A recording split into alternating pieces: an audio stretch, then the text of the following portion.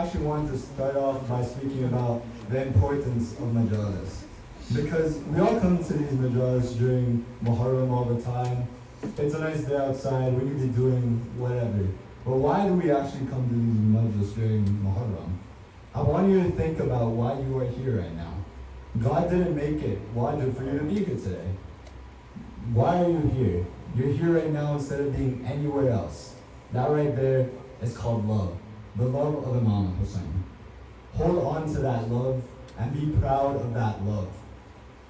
Because that is the love that is going to take you through all your tough times. Have you ever thought about the biggest blessings of coming to these majalis? The fact that we are currently surrounded by angels, prophets, Masumin, and the martyrs of the Holy Land of Karbala. Imagine how lucky we are to be sitting in the same spot of people with that level of closeness to Allah subhanahu wa ta'ala. That right there should push us to continue going to these majalis and maintaining respect for these majalis and putting on these majalis. Prophet Muhammad sallallahu alaihi wasallam has said,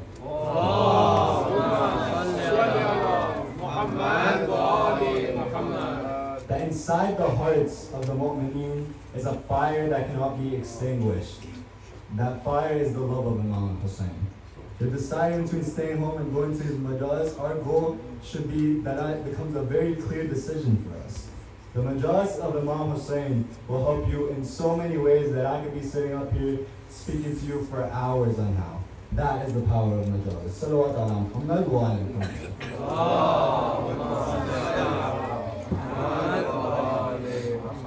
Today I want to speak about the importance of understanding who Sahib al-Zaman, Imam Mahdi alayhi salam, truly is to us.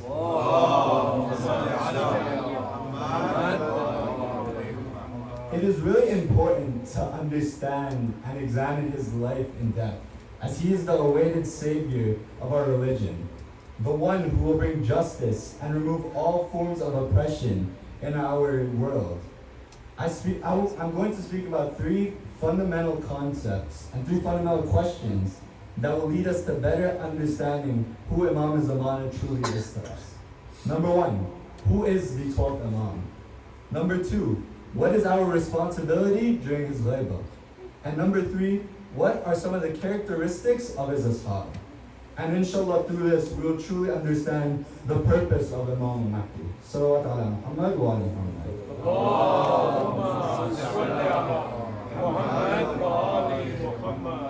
The 12th Imam was actually introduced by Rasulullah.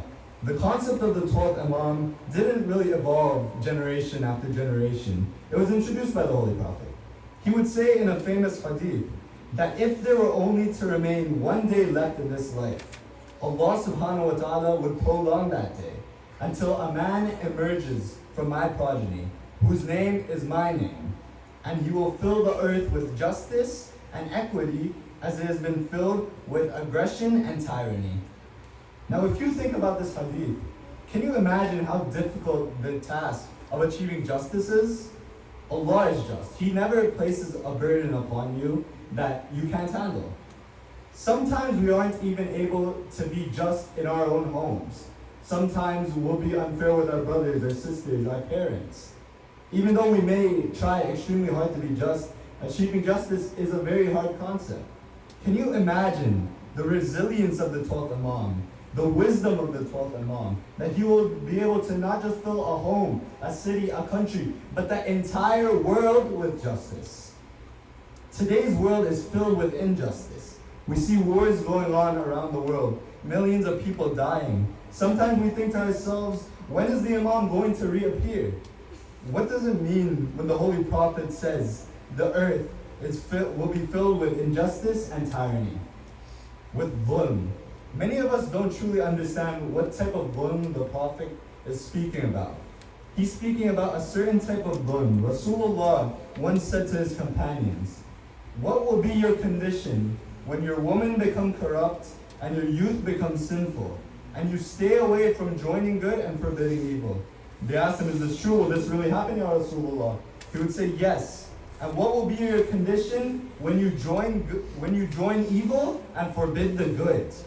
They ask once again, Ya Rasulullah, will this happen? He says, yes, that will happen, and even worse will take place. He would say, what will become your condition when your vices become your virtues and your virtues become your vices? Now what does that mean?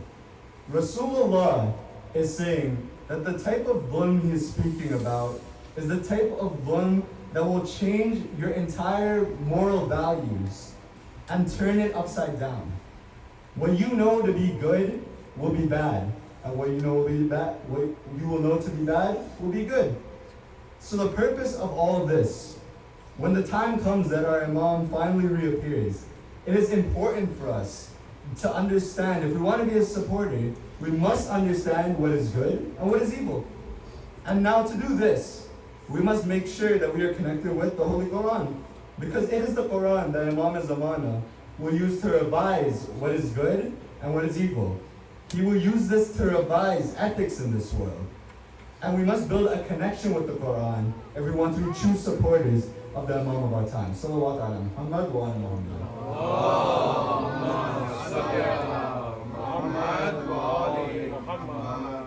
When we speak about the 12th Imam, we often think about what is our responsibility during his ghaiba. Before we speak on the responsibility during his ghaiba, we have to understand we have to fully understand the ghaiba in its entirety. Being in the position where we don't have direct access to the Imam of our time, it should hurt us. We should feel uneasy. You know, there were actually two ghaiba that happened. Ghaibat al-Sugra, that was the minor occultation, and the Ghaibat al-Kubra, which we're living through right now, the major occultation. In Ghaibat al-Sugra, the people actually had access to the Imam through others. So they would communicate and ask questions through certain people. They did not have direct communication with them, but at least they had some sort of access to their Imam, some sort of back and forth communication with their Imam. We're living in a time where there is no direct access to the Imam of our time, and that should make us feel uneasy. The Ahlul Bayt would say that when you're living through the period where you don't have access to the Imam, anticipate his reappearance day and night. Now what does this mean? This means that this is something that we should be thinking about on a regular basis. If you have a problem, that problem is the only thing you're thinking about. Let's say your car breaks down on the way to school. You're not thinking about, at that moment, you're not thinking about what you're going to have for lunch today, what you're going to do at school, or the math test you have. The only thing on your mind is fixing your car because I don't have a ride to school. This is an ideal situation because you don't have a way to get to school. Unlike many before us, we don't have access to God's representative on earth. We want to become true humans and true Muslims, but we don't have access to the perfect human being. This should constantly bother us. Imam Ja'far as-Sadiq alayhi salam,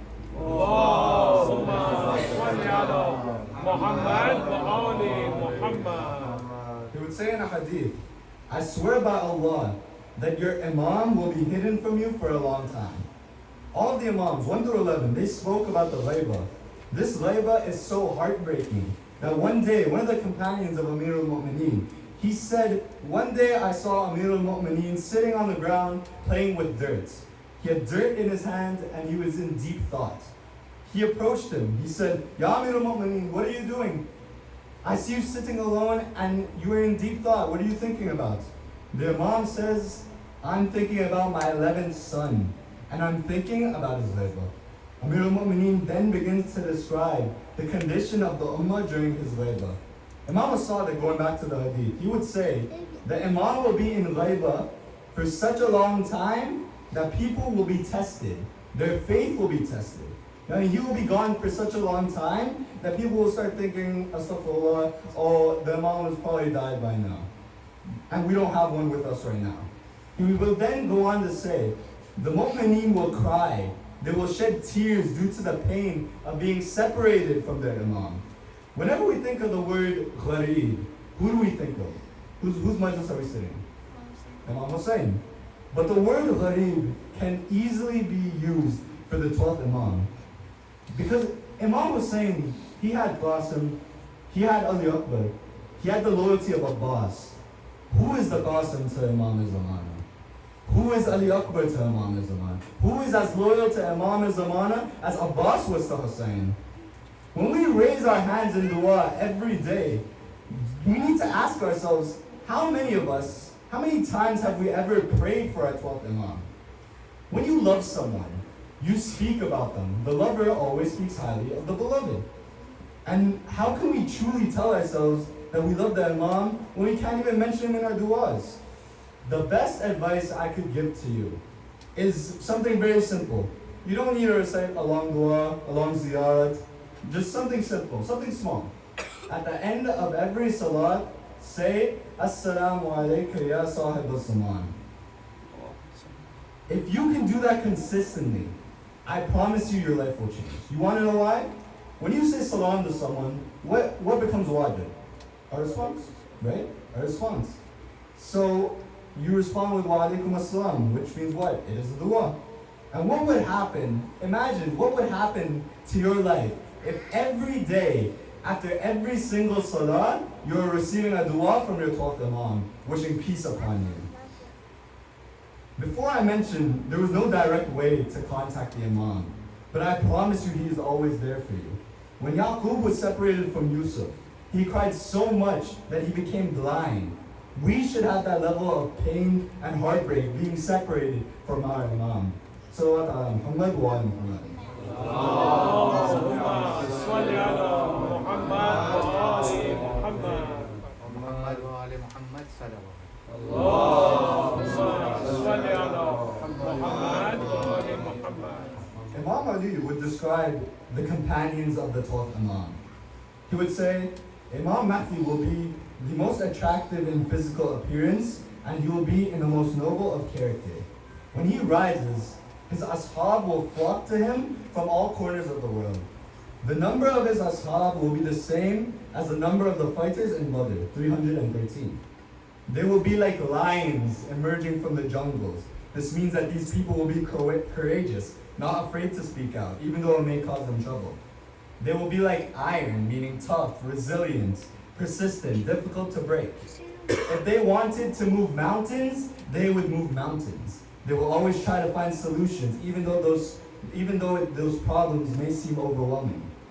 These are the true ones who understand the secrets of Tawheed. They are the ones who truly understand the oneness of God.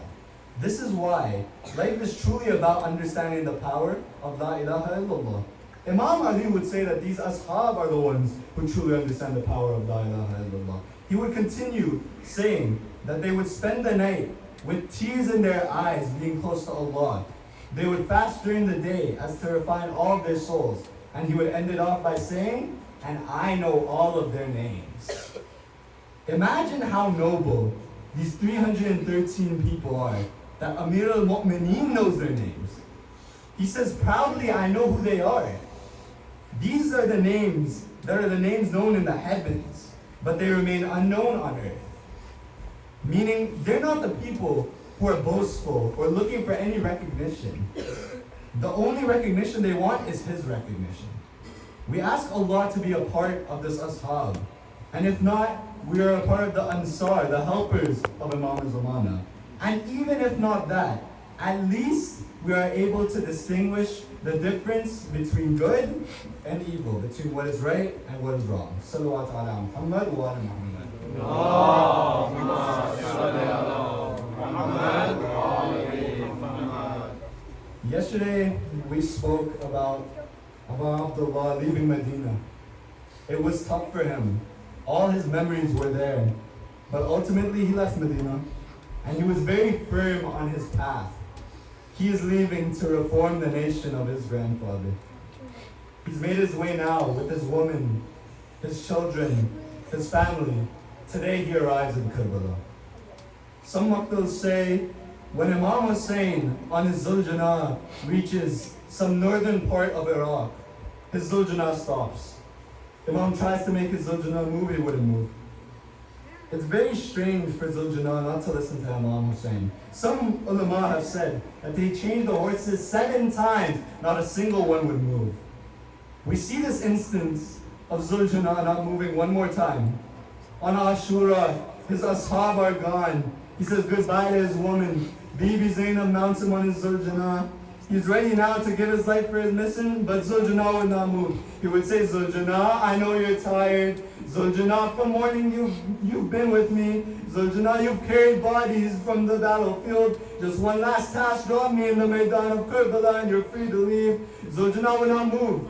And at that moment he dropped his head. A tear coming down from his eye as to say, Mullah, I'm not tired. Mullah, I'll serve you for as long as I can. I would love to take you to the Maidan of Karbala, but your 4-year-old Sakina is clutching at my legs.